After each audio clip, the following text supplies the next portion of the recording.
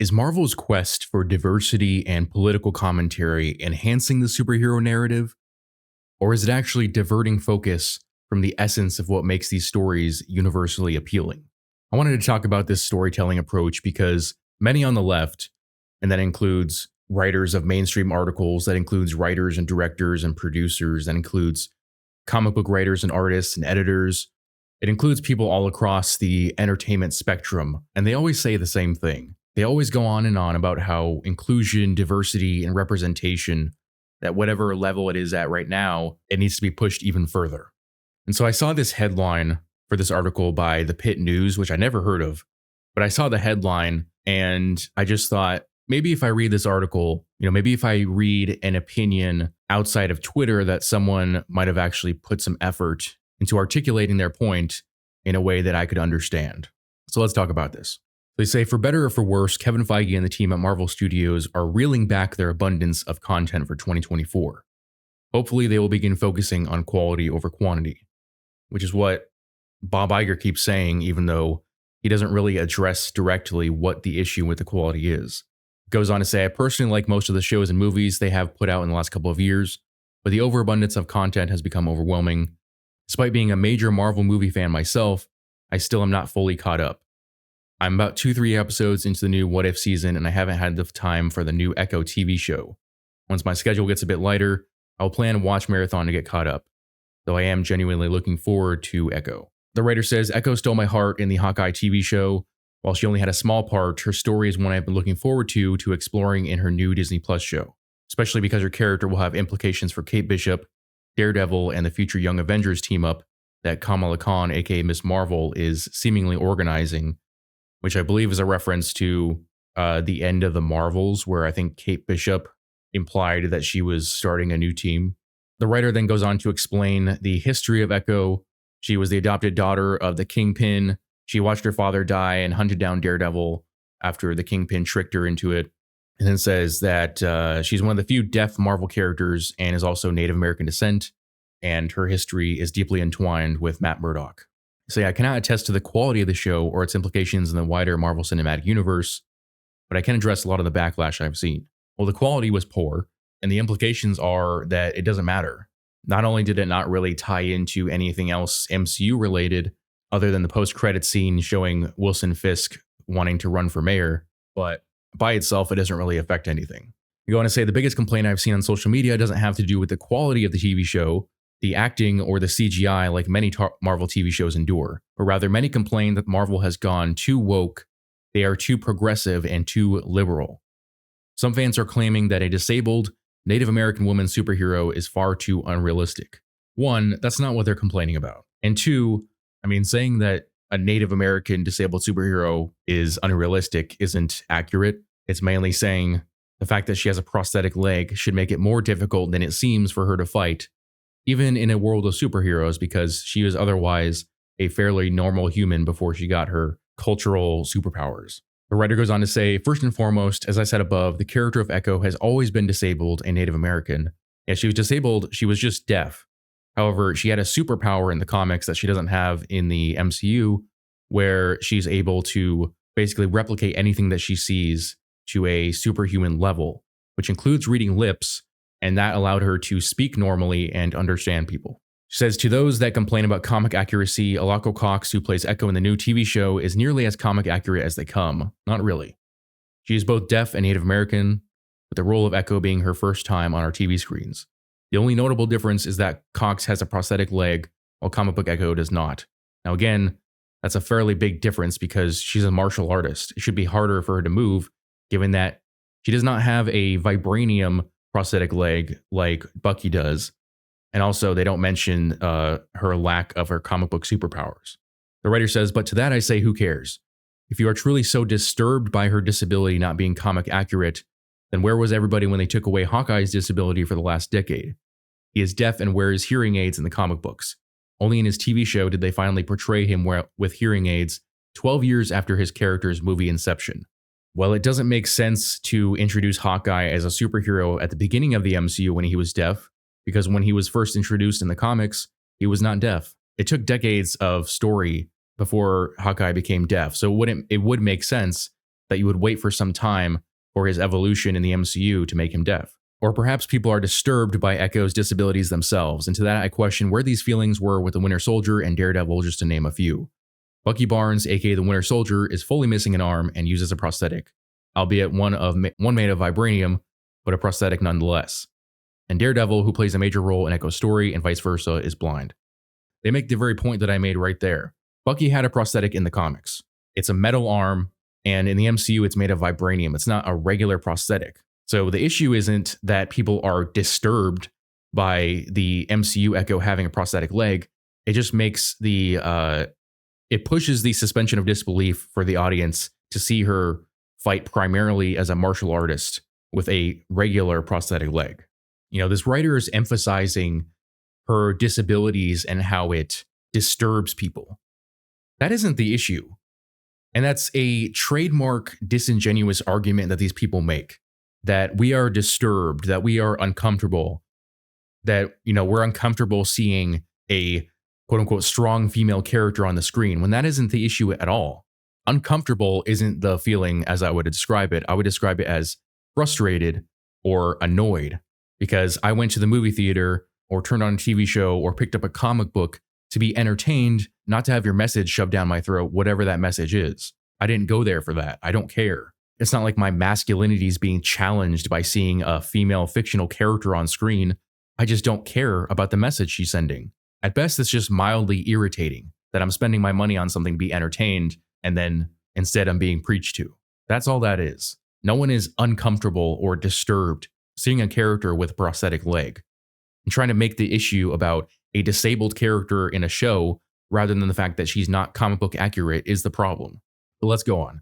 The author says Marvel has always been woke, which is wrong. For decades, it has included and represented a wide range of races, genders, sexualities, and disabilities. Throughout its pages, it has always engaged with current events and tackled politics. While Marvel has grown to include more diversity in their characters and comics over time, Marvel began its reign politically from the very beginning. So here is another trademark argument that is nothing more than disingenuous. Because simply having a black character or gay character or female character isn't woke. Having a diverse cast isn't woke in and of itself. It's the attitudes that go behind the casting. It's the reasoning for the casting. It's the race and gender swapping. That is what's woke, not simply having a black character in a superhero film. And there's a far cry from, again, simply representing certain types of characters and prioritizing political rhetoric and political undertones over escapism and fantasy, which is what this is. It's based off of comic books, and it's a comic book film or TV show in this case.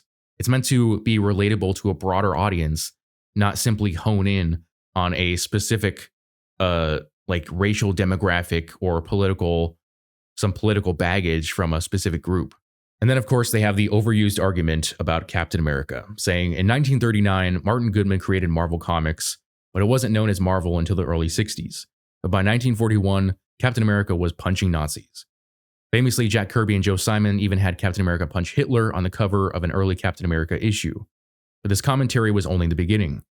Marvel's first black superhero, the Black Panther, was introduced in 1966, and North Star, Marvel's first openly gay hero, came out in 1992. Marvel has tackled issues like the Cold War, government corruption, and even 9/11 through multiple different issues and across character storylines. So let's hit these points one by one. So first, Captain America fighting Nazis is not representative of modern day political rhetoric. At that time period, America was propagandizing the war as good versus evil, as democracy versus fascism. It was portrayed in a very simplistic manner. Even in the comics, it was Captain America, an adventuring soldier, punching Hitler like it says. It didn't go a whole lot deeper than that. It wasn't trying to argue one way or another. It was simply saying, America's fighting the Nazis. And people like to bring up some backlash that came from a small vocal minority of Nazi sympathizers at the time who supposedly sent Joe Simon and Jack Kirby death threats. But again, that was a very, very vocal minority. It wasn't half the country. Not like today when entertainment is more often than not used as a mouthpiece for primarily left-wing politics. So not only is the political rhetoric less subtle and less focused on timeless moral tales and more focused on political rhetoric, but it's almost completely one-sided. For instance, they mentioned 9/11. I remember reading the comics centered around 9/11, especially Captain America, and the themes went almost immediately to let's make sure that we're not discriminating against Muslims, which is a topic that should be broached, but it felt very reactionary. Like they came straight out of the gate. People were dead, people were dying, family were trying to find out about their loved ones who were lost in the carnage, and Marvel was coming out immediately and saying, let's make sure that we don't say anything bad about the Muslims. And Cap immediately went to fighting domestic terrorism because Marvel didn't want to be seen sending Captain America overseas to fight the actual terrorists at the time. It hasn't been a balanced reflection of reality in a long time. It's entirely one-sided. And again, the way they address political commentary is also not the same. It's one-sided, but it's also based on like Twitter level political rhetoric and not more intelligent, but also subtle political commentary that, again, doesn't take the forefront over the escapism aspect. So comparing Captain America punching Nazis to modern woke comics has always been a stupid argument. There is no similarity between the two. But moving on. Most Marvel movies focus on the fantastic. They focus on the major fights between the villains and heroes or exactly how the characters got their superpowers. They create a world beyond Earth, fully adding new countries and elements to the periodic table. But the MCU, just like Marvel Comics, is also a window into our real lives. It touches on real issues and is unafraid to do so, especially in recent years. I mean, they even mark it right there. Like, they've gotten overtly more political in recent years and more one-sided. But in terms of the rest of it, it's that twisting of Stan Lee's words and saying Marvel is the world right outside your window. When he coined that phrase, he literally meant the world outside the window of the Marvel offices because they lived in New York. And so when they were writing these stories, they were picturing things like, what would it be like if Spider-Man was swinging down? I've never been to New York, so I don't know the streets. But what if it was like Spider-Man swinging down the street? Or what if Galactus showed up over, towering over this skyscraper? But the comic book industry today has simply took that to mean we need to reflect every political trend that's going on. Again, they're moving away from the ideas of let's reflect heroism and morality and more broad descriptions of the human condition, and let's hone in on specific political factions and frame them in a one-sided debate. They're going to say the show The Falcon and the Winter Soldier dealt with race relations in America.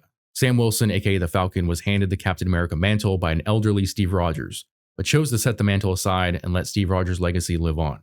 Despite his wishes, the government handed the shield off to a white man, ultimately disrespecting Sam Wilson's wishes and outright lying to him that it would be laid to rest. It also introduced Isaiah Bradley, another super soldier, to hold the Captain America mantle during the Korean War. But despite Steve Rogers' legacy, Isaiah Bradley, a black man, was forgotten by history and left broke and mistreated by the American government. The Falcon and the Winter Soldier is probably the most political and woke product Marvel has put out to date, and yet some can easily avoid its political nature if they're really truly that disturbed by its messaging. And there's that word again, disturb. As if we're some, narrow-minded children who just can't handle the depth of the Twitter-level political discussion that took place in The Falcon and the Winter Soldier. Like, remember in the finale when Sam was standing there before the world on camera as Captain America, talking to the GRC Council, and they were, accurately describing the difficulty of the logistics behind figuring out the housing situation for everybody after half the world's population had blipped back. And when they say to Sam, like, hey, this is difficult, it's not as easy as you're making it out to be, what would you suggest we do? And Sam's words were just do better, Senator. As if that's helpful. It's like Greta Thunberg. There was like an interview one time when someone asked her, like, well, what are your ideas for solutions on how to handle global warming? And she's like, as young people, it's not our job to come up with solutions. It's just our job to, complain and criticize. And that's basically what that was. Sam Wilson's speech at the end of that wasn't a Steve Rogers speech appealing to the general human condition. it was a juvenile Twitter rant. And yeah, I suppose if you cut out certain scenes, you could avoid the overtly political stuff in The Falcon and the Winter Soldier. But even then, the show wasn't great. It was okay, but removing the political stuff wouldn't have made it an amazing show. And the funny thing is they say that it doesn't have to be more complicated than this. You can ignore the cultural representation or the difficult conversations and connections if you really want to. There's that pretentiousness again. Difficult conversations. Disturbed. Like, we don't like it because we're too pea-brained to handle it, rather than the fact that we're not going there for that. We're not looking to actors and Hollywood writers for our morals. We're not going to sit in a movie to be challenged by these Twitter-brained weirdos. We're there just to be entertained. If I'm going to go, drive half an hour to the movie theater, spend maybe $11 on a ticket, $22 if I take my wife, spend even more for popcorn and drinks. And then I'm going to sit through a 2.5 to a 2.5 hour movie to be entertained. And instead, I get a barely coherent political message shoved down my throat. It's not because it was difficult or disturbing. It's not because I couldn't think it through. It's because I didn't care about it. That's not what I went to the movie for. And like this article says, but they don't take their own advice, it doesn't have to be more complicated than someone like me wanting to see a movie accurately adapt the source material. When they lob accusations like you're racist, homophobic, sexist because there's a black character or a female character or a gay character, not addressing the actual criticism, which is, I don't care that those demographics exist in a film. I care that you race swapped a character, that you gender swapped a character, that you turned a straight white male character into a black lesbian. They always have to look for some deep-seated prejudice anytime we say, I just want the characters to be accurate to the source material, when it doesn't need to be more complicated than, since I was a kid, Peter Parker, whether in the video games, movies, TV shows, whatever, has been a white guy.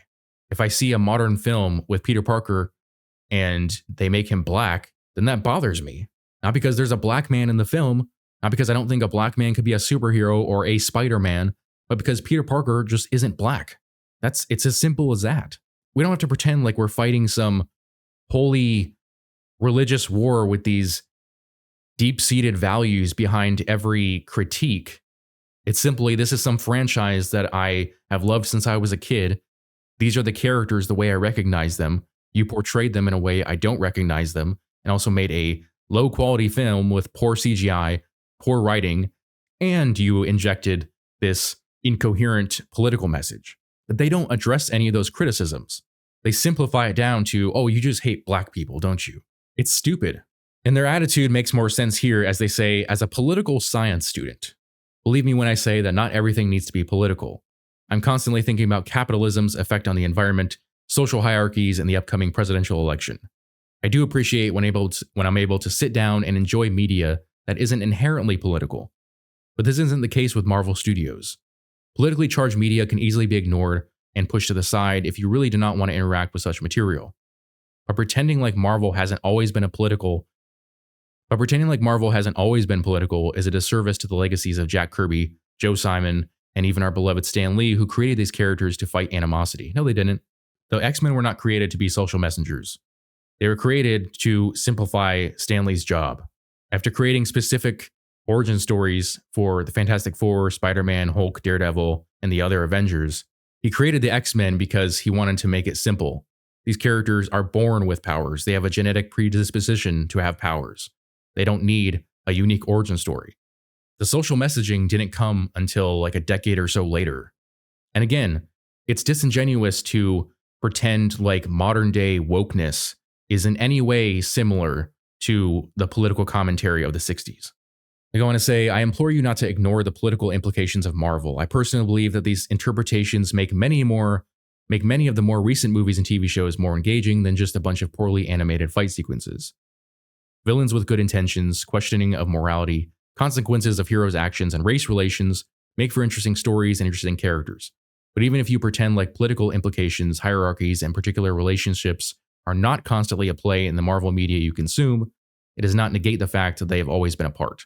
Again, they're drawing a false correlation between political commentary in the 20th century when escapism was still put at the forefront and modern day woke narratives where characters are barely more than mouthpieces for whatever writer and the whatever political rhetoric they extracted from social media. It ends on Marvel is political and they will make political content. It pains me to even argue that representing diverse characters is political in the first place. It isn't. Again, we're not arguing that simply showcasing diverse characters is the issue. It's when you misrepresent the characters from the source material. If the idea of a disabled Native American superhero or a Black Captain America is really that upsetting, perhaps you need to do some soul searching as to why. Perhaps consuming media in a political way will be beneficial to you after all. So this pretentious asshole with their political science degree, which somehow makes their commentary on escapism relevant, and that was sarcasm for those of you who couldn't tell. The current discourse and the current quote unquote representation in media on political commentary is shallow at best. And at worst, it makes people hate the franchises that they've come to love. And it's certainly not going to convince anybody to jump on whatever political bandwagon that you're a part of. Whatever political commentary Marvel includes, the point of the storytelling transcends politics. Marvel used to explore universal themes.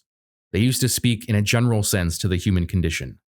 And if you think having a Native American superhero or a Black Captain America is a political statement, then in a way you agree, but for different reasons.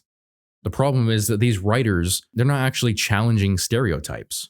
They're not actually uniting people. They're just pushing a political agenda. And suggesting that discomfort with these portrayals requires soul searching. I hate to keep repeating myself. It's a lack of interest in a genuine and honest debate because they are not addressing the actual criticisms being given. They simplify it down so that they can say, you're just an evil person and that's why you don't like this movie. And insisting that we view everything through a political lens does not help your case. It's not going to make this stuff more engaging. It's bad entertainment, plain and simple. Like the author said, it doesn't need to be more complicated than that.